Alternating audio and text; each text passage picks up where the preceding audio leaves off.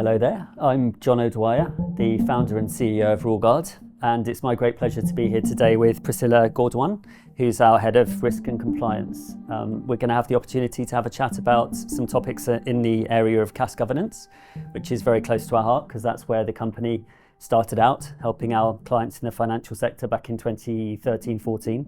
And perhaps I'm going to hear from Priscilla how the CASS governance challenges have changed over that period of time. So maybe that would be a good place to start, Priscilla, if you could sort of tell us maybe from the sort of policy statement in 2015 and how that changed the industry and how firms stepped up and changed their policies in order to govern the CASS challenges a bit better, and then how the evolution of that regime has changed between now and then and how firms have changed their behaviours as a result. Great, thanks John for that. When the CASS policy statement came out, it was really overdue in terms of what clients needed to do and what regulated firms needed to do in general. I think the CASS oversight requirements are much more robust now, and it's not just in the UK, it's in the EU and wider afield. And it really homed in on the CASS oversight responsibilities. And not just, specific senior individuals. It's about the culture within the business. Culture within the business of a regulated firm is important, but in terms of CASS governance, it's absolutely crucial. Governance, it's about the systems and controls within a business. It's about how you demonstrate it, and it comes back to the culture within the business as well. Absolutely fascinating. It was very interesting to us to learn that firms were being asked to do a line-by-line rule mapping of all of the CASS source books that applied to them, because that was a level of granularity and compliance that we hadn't seen up until that point. And I think the firms had to make a lot of investment in headcount as it was at the time, because a lot of this was addressed manually in the early days. So do you think there have been efficiencies that have come in since those days, and how have firms adapted to the challenge? Yeah, sure. I think the first thing to say is not all clients or not all regulated firms have actually taken CASS on board. They're still making mistakes. Their biggest challenge is a lot of firms are still reliant on Excel spreadsheets, which are prone with human error, formula errors.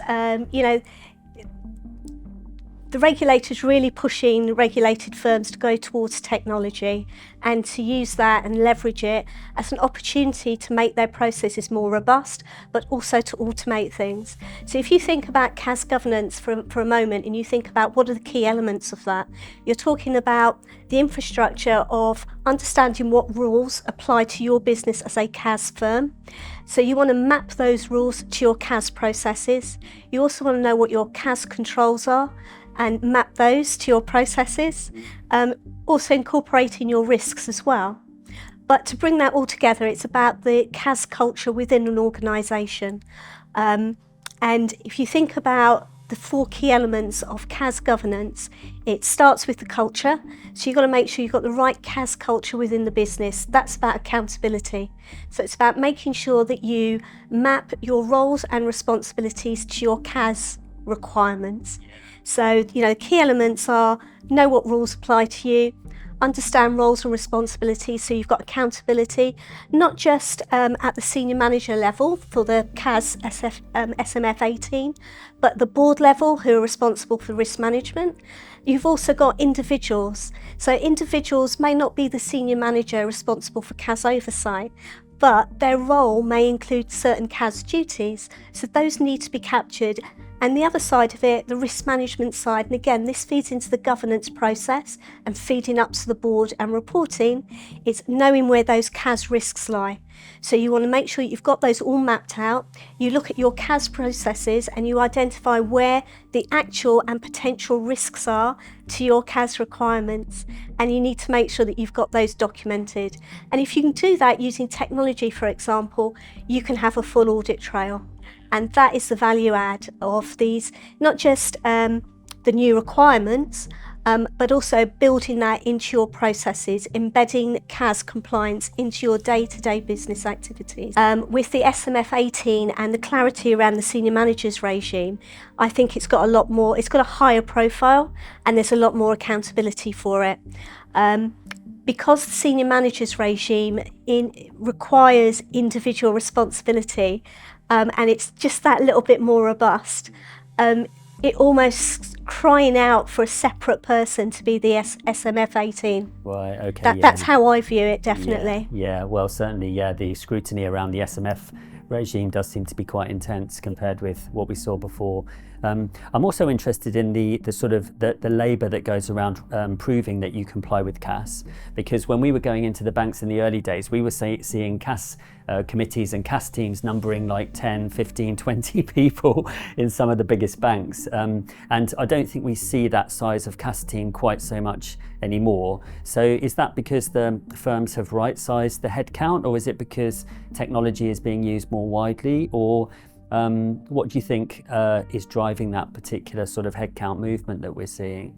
I think the headcount movement is probably firms aligning their, how big that committee should be. If you've got a committee of 20 people trying to manage your risk and controls around CAS, you're never going to have a meeting that runs to schedule or sticks to its agenda, because you're going to get pulled off on different issues all the time. I think what people have done with CAS, they've streamlined their processes in terms of being very granular about what they're looking at and what they want to discuss. One of the things that we noticed at the beginning of the new CAS regime was that some of the fines that came through in the first few years were for some what we would think of as quite simple activities that just weren't being done. And I remember one of the big banks got, I think it was a 9-figure fine for repeated failings to produce trust letters to the required specification and format. Are we still seeing sanctions for those fairly simple sounding activities, or do you think firms have now got the basics right and the CAS fines that are coming through are for more sort of complex areas which are maybe perhaps a bit more understandable? I'd like to say that firms have learned, but I don't think they have. I think regulated firms still have gaps in their processes and controls, which are pretty basic. They still fail to demonstrate appropriate oversight of their CAS requirements. So it's not that over time they've learnt what they need to do. Firms are still making quite basic mistakes. So if you think about some of the recent enforcement cases, you've seen firms where they've outsourced CAS audits to perhaps a sister company, and that sister company may have been based in another country like the US, and they've done the CAS audit to a US standard instead of looking at the UK standard, which is what they should have been looking at because they were dealing with UK customers. So that's a really basic requirement. And that for me reinforces this idea that you need to be knowing what rules are applicable to you. You need to understand how that fits in with your processes and which entity you're dealing with. So some of these entities aren't small CAS firms, they're quite large, and they're dealing with billions of assets under management. And the ability, to do reconciliations and record keeping is one thing, but having that correct oversight and monitoring and management information is still crucial, and people are still getting that wrong, unfortunately. Yeah, that was part of the business opportunity that we saw, because a lot of the technology providers at the beginning were providing reconciliation software, but we didn't feel that really addressed the other challenges of CAS, which were to have really effective, efficient workflows, to have an audit trail that was effective, and to have a sort of culture where you could be sure that you'd done everything you needed to comply with the regime. So the traceability between the rules and the risks and controls and processes that you had just wasn't really there, or wasn't very easy for the firms to create using Excel spreadsheets, which was the typical approach. So reconciliation software is great, obviously, but to actually complement that with some technology that can support a workflow platform and something that allows you to sort of show completeness and prove that you comply. And firms, as we've seen from the history since then, firms really value that. and they do see that as a big benefit. One thing that was interesting to us was the granularity that was introduced with the CASS regime in 2015. We initially thought that firms would be interested in doing a similar granular review of their rules mapping in other areas of the source book. So we were talking to firms about whether they would be moving into a world of doing line-by-line rule mapping for CISC or for DISP or for other areas, but that's not really the way that we saw the sector evolve.